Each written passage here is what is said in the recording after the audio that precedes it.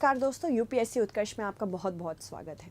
हाल ही में कनाडा ने कुछ इंडियंस को इम्प्रिजन किया है क्योंकि कनाडा को लगता है कि वो हरदीप सिंह निज्जर की डेथ से रिलेटेड है। हरदीप सिंह निज्जर एक खालिस्तानी सपोर्टर थे। वो चाहते थे कि भारत पाकिस्तान के कुछ क्षेत्रों को मिला के जिसका नाम है खालिस्तान। मुद्दा दशकों से चल रहा है और आखिर यही मुद्दा भारत और कनाडा के बीच में एक बहुत बड़ा हर्डल बना है। जानते हैं इसके बारे में और हाल में भारत और कनाडा के बीच में क्या रिलेशनशिप है उसको भी देखेंगे और खालिस्तान इशू क्या चल रहा है इसको भी देखेंगे। तो चलिए पहले जान लेते हैं हाल में चल क्या रहा है। कनाडा में खालिस्तान अलगाववादी हरदीप सिंह निज्जर की हत्या के सिलसिले में 3 भारतीय नागरिकों को गिरफ्तार करने वाले कनाडाई पुलिस अधिकारियों ने कहा है कि उनकी जांच समाप्त नहीं हुई है, मतलब लगातार चलती जा रही है। हालांकि अभी भारत के पास इसके संदर्भ में कोई डिटेल नहीं आई है। कर तो दिया है पर डिटेलिंग नहीं भेजी। सबसे ज़्यादा इंटरेस्टिंग बात यह है कि कनाडा ने आज तक इंडिया से ठीक से इंटेलिजेंस भी नहीं शेयर की। क्यों हुआ, कैसे हुआ, अगर वो हमें इंडिया को बेसिकली इंस्टिगेट कर रहे हैं और अलेज कर रहे हैं कि इंडियन ऑफिशियल्स हरदीप सिंह निज्जर की डेथ में किसी ना किसी तरह इन्वॉल्व थे, आज तक इंडिया के पास इसका कोई भी सपोर्टिव एविडेंस कनाडा ने नहीं दिया है।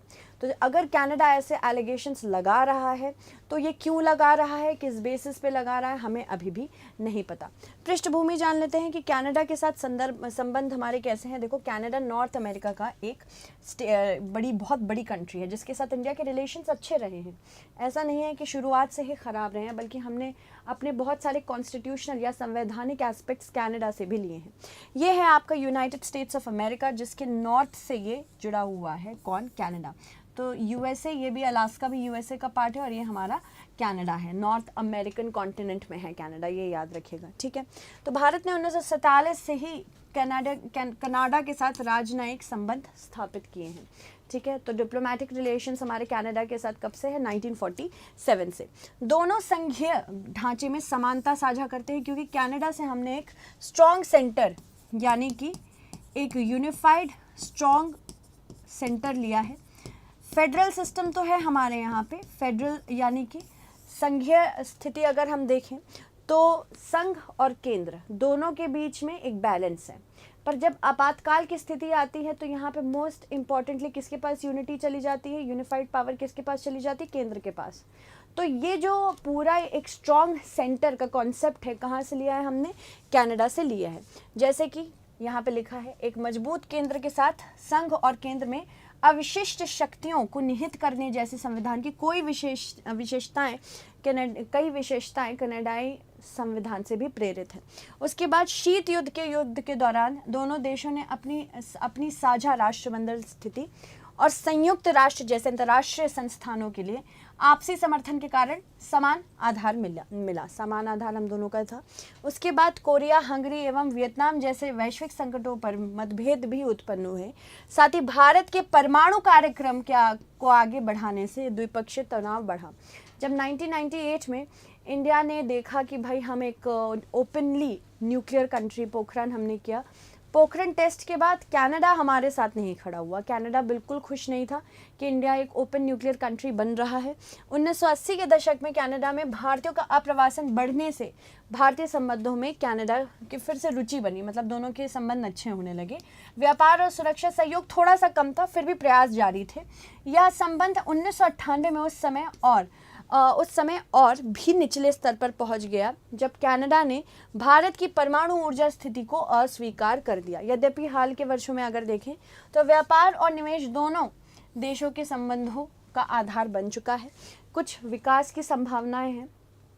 अभी कनाडा और इंडिया के रिलेशंस बहुत लो लेवल पे चल रहे हैं, बट हमें देखना होगा कैसे इसको विस्तृत रूप से आगे बढ़ाएं। अप्रैल 2015 में भारत के प्रधानमंत्री की कनाडा यात्रा ने द्विपक्षीय संबंधों को रणनीतिक साझेदारी तक बढ़ा दिया। हाल के वर्षों में दोनों देश आपसी महत्व के कई क्षेत्रों में द्विपक्षीय सहयोग बढ़ा भी रहे हैं। अभी हम देखें तो भारत और कनाडा के बीच द्विपक्षीय व्यापार प्रतिवर्ष $6 बिलियन का था और कनाडा में भारतीय निवेशक का मूल्य $4 बिलियन से अधिक था। इसके बाद इन्वेस्ट इंडिया ने बताया कि अप्रैल 2000 से मार्च 2023 तक लगभग $3,306 मिलियन के कुल निवेश के साथ कनाडा भारत का 18वां सबसे बड़ा विदेशी निवेशक है। तो कनाडा का इंटरेस्ट है इंडिया में। आजकल कौन सी कंट्री इंटरेस्टेड नहीं है?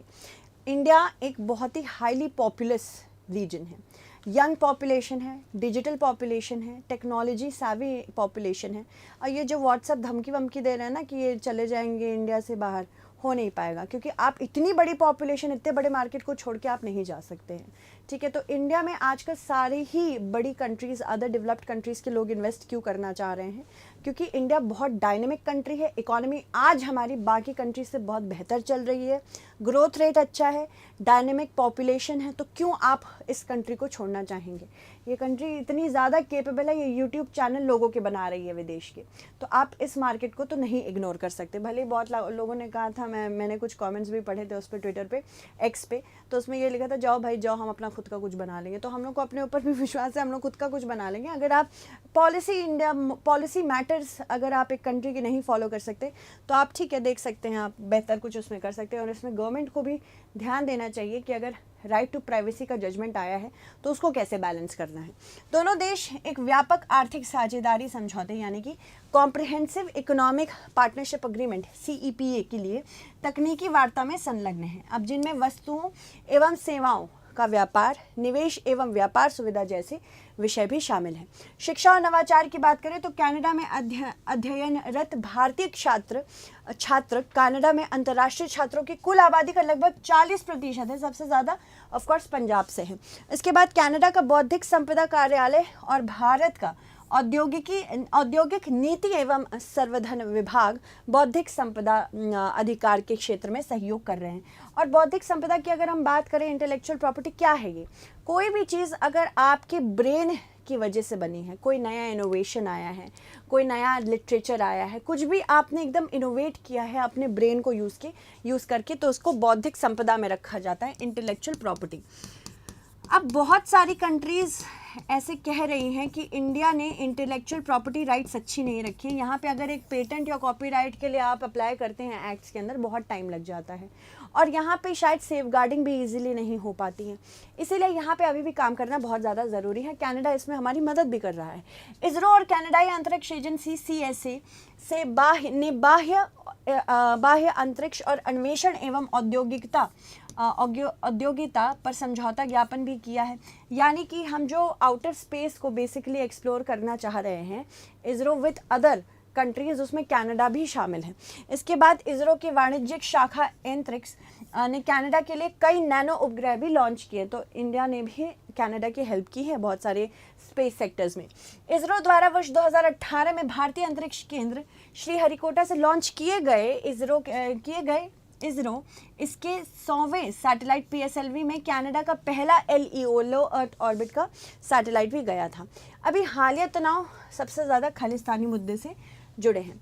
खालिस्तान क्या है? ये एक देश है अकॉर्डिंग टू खालिस्तानीज। यहाँ एक प्रॉमिस माना जा रहा है खालिस्तान का कि भारत के कुछ क्षेत्र जिसमें पंजाब मेजर है और पाकिस्तान का पंजाब प्रोविंस, दोनों मिलके एक अलग देश बनेंगे, क्योंकि उनका मानना है कि पंजाबियों को एक अलग से देश मिलना चाहिए। जैसे मुसलमानों को एक अलग सा देश मिला था, उसी तरह पंजाबियों को भी एक अलग सा देश मिलना चाहिए। और इंडिया ने इस सेंटिमेंट से बहुत ज़्यादा जूझा है। ऑपरेशन ब्लू स्टार का आफ्टरमैथ हमने देखा ये किस तरह हुआ था। अब बहुत सारे ऐसे अलगाववाद करने वाले बहुत सारे लोग जो खालिस्तानी विचारधारा के हैं, वो जाके कहाँ बस रहे हैं? वो जाके कनाडा में बस रहे हैं, जिसकी वजह से इंडिया और कनाडा के रिलेशंस बहुत नीचे जा रहे हैं। कनाडा की जो सरकार है, जस्टिन ट्रूडो की सरकार, वहाँ पे उस सरकार को बने रहने के लिए खालिस्तानियों का साथ चाहिए ही चाहिए। तभी आप देखेंगे जस्टिन ट्रूडो के सामने कितनी बार फ्लैग किया इंडिया ने कि आपके सॉइल से अगर हमें कोई सेपरेटिस्ट धमकी दे रहा है, हमें हमारे हाईएस्ट सिंबल्स को, प्राइम मिनिस्टर को, मिनिस्टर ऑफ एक्सटर्नल अफेयर्स को कोई जान से मारने की धमकी दे रहा है, तो आप इस चीज़ को क्यों एक्नॉलेज नहीं कर रहे हैं? क्योंकि ये तो ओपन थ्रेट्स है। गुरपतवंत सिंह पन्नू जो 6 फॉर जस्टिस का हेड है, उसे साफ साफ फ्लैग्स लगवाए हैं कि prime minister of India and minister of external affairs will be killed. इसने कितनी बार धमकी दी है कि हम हवाई जहाज़ उड़ा देंगे। क्या कैनेडियन प्राइम मिनिस्टर ने कुछ किया? नहीं किया, क्योंकि कैनेडियन प्राइम मिनिस्टर को पता है कि खालिस्तानी इशू की वजह से ही उनकी खुद की पार्टी और उनकी खुद की सत्ता अभी तक संभली हुई है। जैसे ही ये मुद्दा गया, जैसे ही कैनेडियाई गवर्नमेंट ने इसके खिलाफ कोई भी काम किया, तो यहाँ पे क्या आ जाएगा, यहाँ पे पार्टी से, यहाँ पे इस पावर से हाथ खींच लेगी पूरी की पूरी खालिस्तानी नैरेटिव जो वहाँ पे बनी हुई है, और इनकी पावर चली जाएगी। ठीक है, तो खालिस्तान का जो मुद्दा है, भारत सरकार ने कनाडा के भीतर कुछ सीमांत समूहों की उपस्थिति एवं गतिविधियों पर लगातार चिंताएं प्रकट की। भारत में एक स्वतंत्र सिख राज्य खालिस्तान की विचारधारा को ये साथ रखती है। हाल ही के वर्षों में कनाडा में खालिस्तान मुद्दे की वकालत करने वाले मुखर सिख प्रवासी की उपस्थिति के कारण खालिस्तानी मुद्दा कनाडा से अधिक प्रमुख हो गया है। यानी भारत ने कनाडा स्थित खालिस्तान समर्थकों के प्रभाव के बारे में भी चिंता व्यक्त की है, पर कोई भी कार्रवाई नहीं हुई। सितंबर 2023 से जो तनाव चालू हुआ, खालिस्तानी मुद्दे पर भारत और कनाडा के बीच भी तनाव बढ़ गया। कैनेडियन प्राइम मिनिस्टर ने भारत पर एक सिख अलगाववादी की हत्या में शामिल होने का आरोप लगाया। बोला कि भाई आपने ही निज्जर को मरवाया और कोई एविडेंस नहीं था इसका इनके पास। फाइव आइज अलायंस की अगर बात करें तो ये एक अलायंस है जिसमें बेसिकली इंटेलिजेंस शेयरिंग होती है। इसका इस्टेब्लिशमेंट कब हुआ था, इसकी अभी हमें कोई क्लियर कट जानकारी नहीं है, क्योंकि हर वेबसाइट पे अलग अलग है, तो हम ऐसी कोई इन्फॉर्मेशन नहीं देंगे जहाँ पे हमें एकदम सटीक इन्फॉर्मेशन हो। क्योंकि ये इंटेलिजेंस एजेंसी बनी थी, नई इंटेलिजेंस एजेंसी जब बनती है तो वो जनरली हर चीज़ बताती नहीं है, तो इसीलिए इसका भी हमें पता नहीं है एग्जैक्टली इस्टेब्लिशमेंट कब हुआ था। पर कौन कौन इसमें शामिल है, ऑस्ट्रेलिया, कनाडा, न्यूजीलैंड, यूके और यूएसए, ये 5 कंट्रीज शामिल हैं, तभी इसका नाम है फाइव आइज। और ये क्या करती हैं, एक दूसरे से इंफॉर्मेशन शेयर करती हैं। कुछ अगर बहुत ज़्यादा सीक्रेटिव इन्फॉर्मेशन है जो कि इम्पॉर्टेंट है जानना, ये सारी चीज़ें शेयर करती हैं। ठीक है, तो ये खुफिया साझाकरण का नेटवर्क है। हाल ही में एक साक्षात्कार में कनाडा में अमेरिकी राजदूत ने कहा, फाइव आइज साझेदारी के बीच साझा खुफिया जानकारी ने कनाडा को कनाडाई प्रधानमंत्री द्वारा किए गए दावों तक ले जाने की भी मदद की। पर इससे कुछ निकला नहीं। प्रेशर तो क्रिएट हो रहा था इंडिया के ऊपर, बट एग्जैक्टली हमारे पास कुछ निकला नहीं कि क्यों फाइव आइज अलायंस बेसिकली इतना प्रेशर कर रहा है इंडिया को। आया था प्रेशर, पर अब हाल ही में नई दिल्ली में आयोजित G20 शिखर सम्मेलन के दौरान, जब लास्ट वाला हुआ था 2023 का, तब कनाडा और भारत के बीच कोई द्विपक्षीय वार्ता नहीं हुई, एक औपचारिक मिलन हो गया बस। उसके बाद कश्मीर की राजनीतिक स्थिति जैसे मुद्दों पर भिन्न दृष्टिकोण के कारण भी दोनों देशों में संबंध अच्छे नहीं बन रहे हैं।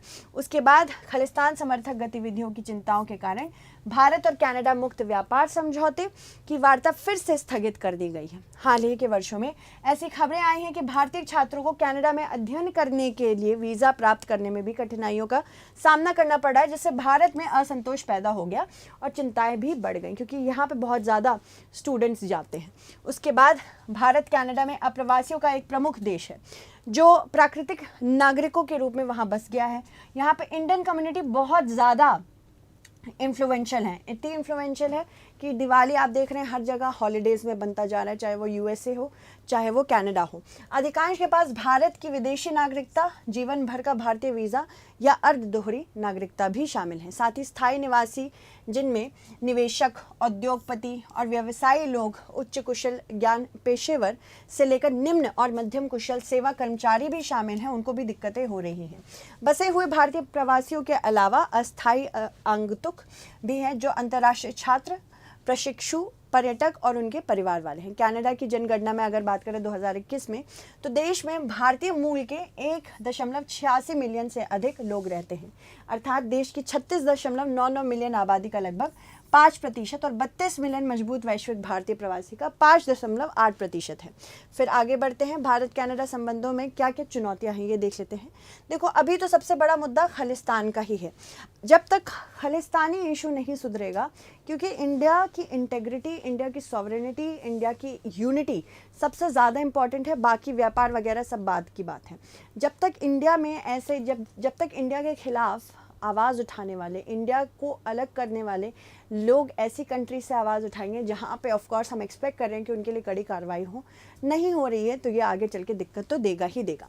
भारत और कनाडा के बीच व्यापार सबसे ज़्यादा विवादास्पद मुद्दा है। उसके बाद दोनों देशों को टैरिफ और गैर टैरिफ बाधाओं जैसे व्यापार बाधाओं और प्रतिबंधों का सामना करना पड़ रहा है। मतलब उनका मार्केट भी हमारे लिए ओपन नहीं है, हमारे जो गुड्स जाते हैं, हमारे जो कमोडिटीज़ जाती है वहाँ एक्सेप्ट नहीं हो रही होती, क्योंकि वहाँ टैक्स लगा के बढ़ा देते हैं उसका दाम। यही चीज़ हम भी कर रहे हैं, तो हमारे साथ भी ये दिक्कत है। भारत और कनाडा के बीच मुक्त व्यापार समझौते पर व्यापार वार्ता फिर से रोक दी गई है, क्योंकि यही इशू जो चल रहा है। उसके बाद कनाडा में कृषि आयात पर भी भारत के प्रतिबंधों के बारे में चिंता जताई है। विशेष रूप से दलहनी फसलें जैसे दाल और चना, इस क्षेत्रों में सबसे ज़्यादा दिक्कत आ रही है। चलिए आगे देखते हैं। मानवाधिकार मुद्दे में सबसे पहले तो खालिस्तान इशू है। कनाडा भारत में मानवाधिकार संबंधी चिंताओं के बारे में बहुत बोलता है, जैसे कि हम अपनी माइनॉरिटीज़ का ध्यान नहीं देते, जैसे सिख्स एंड मुस्लिम्स।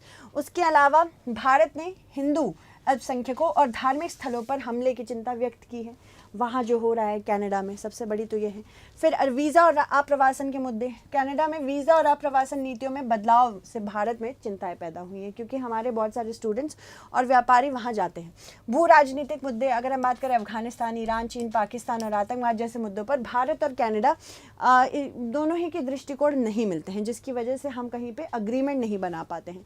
खालिस्तानी मुद्दा अगर हल नहीं होता है तो ये सारे मुद्दे क्या है, मैनिफेस्टेशन है, मतलब उस प्रॉब्लम को एक सिम्टम की तरह दिखाएंगे। यहाँ बीमारी मेजरली क्या है, खालिस्तानी मुद्दे को पूरी तरह से बैठ के द्विपक्षीय तौर से जब तक नहीं सुधारा जाएगा, जिसमें फाइव आइज अलायंस भी इंक्लूड हो सकती है, क्योंकि फाइव आइज अलायंस में बहुत सारी ऐसी कंट्रीज़ हैं जहाँ पे भी खालिस्तानी मुद्दे बहुत स्ट्रॉन्ग हैं, जैसे ऑस्ट्रेलिया, यूके, यूएसए। उभरती प्रौद्योगिकियों, नवीकरणीय ऊर्जा और स्वास्थ्य देखभाल जैसे क्षेत्रों में तो हम बिल्कुल समान रूप से काम कर सकते हैं, क्योंकि इंडिया भी बहुत टेक्नोलॉजिकली पावरफुल है और बाकी कनाडा भी। सांस्कृतिक आदान प्रदान कार्यक्रम, क्योंकि हमारी बहुत बड़ी जनता वहाँ रह रही है, हमारी बहुत बड़ी इन्फ्लुएंशियल जनसंख्या इंडियंस की वहाँ रह रही है, तो उनको यूज़ करके सॉफ्ट कल्चरली तरीके से भी देख सकते हैं। उसके बाद रणनीतिक सहयोग, अगर हम बात करें तो बहुत सारी जगह में हमारा दृष्टिकोण मिलता भी है, जैसे कि हिंद प्रशांत सागर में, इंडो पैसिफिक रीजन में हम जानते हैं कि चीन बहुत ज़्यादा स्ट्रांग हो रहा है, और ये कनाडा भी कहता है। तो चीन के अगेंस्ट हम एक तरह से ग्रुप कर सकते हैं कि वहाँ पे चीन के अगेंस्ट नहीं भले ही, पर हाँ free and open Indo Pacific रखने के लिए हम यहाँ पे एक दूसरे के साथ कोलैबोरेट कर सकते हैं। हाल ही में भारत कनाडा के संबंध में तनाव के कारणों पर चर्चा कीजिए। इस पर भारत द्वारा अपनाए गए रुख भी संक्षिप्त रूप से बताएं। निम्न कथनों पर विचार कीजिए। ये एक प्रीलिम्स बेस्ड क्वेश्चन है। इसरो और कनाडाई अंतरिक्ष एजेंसी ने बाह्य अंतरिक्ष और अन्वेषण एवं उपयोगिता पर समझौता ज्ञापन हस्ताक्षरित किया है। इसरो द्वारा वर्ष 2018 में भारतीय अंतरिक्ष केंद्र श्रीहरिकोटा से लॉन्च किए गए सैटेलाइट PSLV में कनाडा का पहला LEO उपग्रह भी शामिल है। तो कौन सा सत्य है, जल्दी से मुझे बता दीजिएगा। Thank you so much everyone for watching. Stay updated.